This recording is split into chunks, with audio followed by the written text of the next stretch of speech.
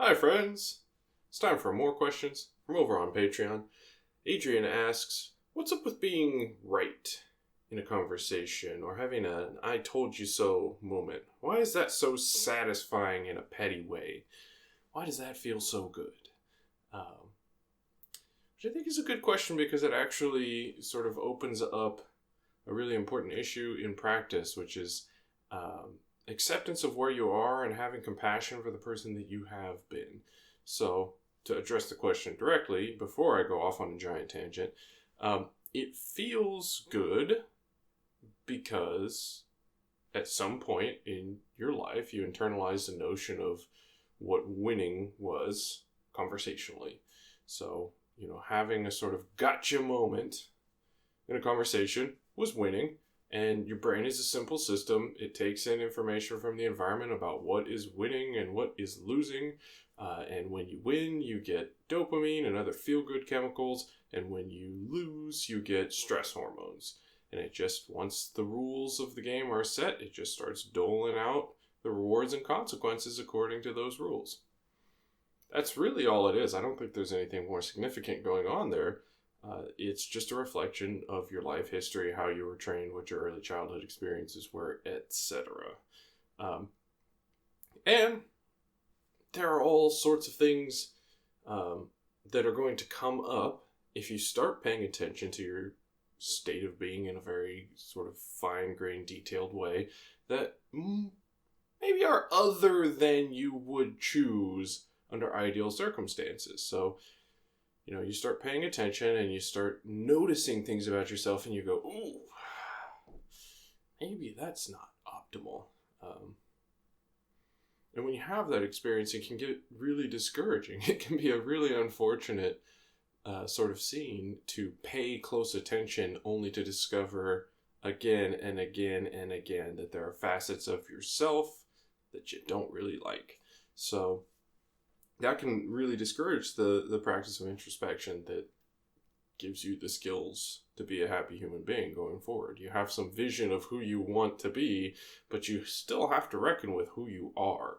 And who you are is conditioned by the entirety of your past experience, most, all of which was not really your choice to have. In general, you don't get to decide who you are until you've had some sort of moment that knocks you off of your path, so to speak. So, you're cruising along, you're leading your life, you're having experiences, you're responding in accordance with your nature to those experiences and becoming some person. And then at some point, you are triggered to reflect and go, well, but who am I really? Who, what, where, how am I? And then at that point, you begin potentially to exercise some choice. But up to that, you're just responding to your circumstances for however long it took you to get to that moment. And in responding to those circumstances, you'll have developed habits and patterns and understandings of the world and beliefs and assumptions and expectations, all of which can lead you to grief if they're malformed. And you just have to accept that in order to begin moving on to the life that you choose. So if you resist that, if you get caught up in not liking or even hating sort of the person that you are, that's going to interfere with your ability to become the person that you would like to be. So the first step on that path is ultimately acceptance of who and how you are right now, and compassion for the person that you have been, because that person didn't get to exercise a lot of choice. In many ways, circumstances were inflicted upon them and they responded as best they could. But here you are, and now you have a choice. Let that first choice be to forgive that person for their lapses, to accept that person as they are right now, so that you can begin walking the path of being a happy human being.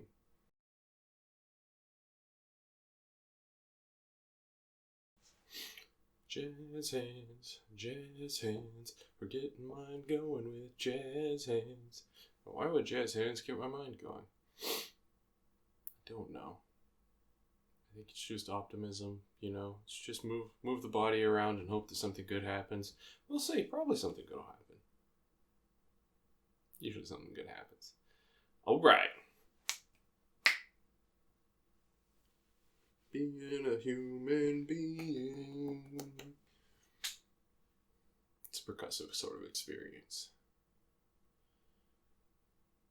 Word sounds with my face.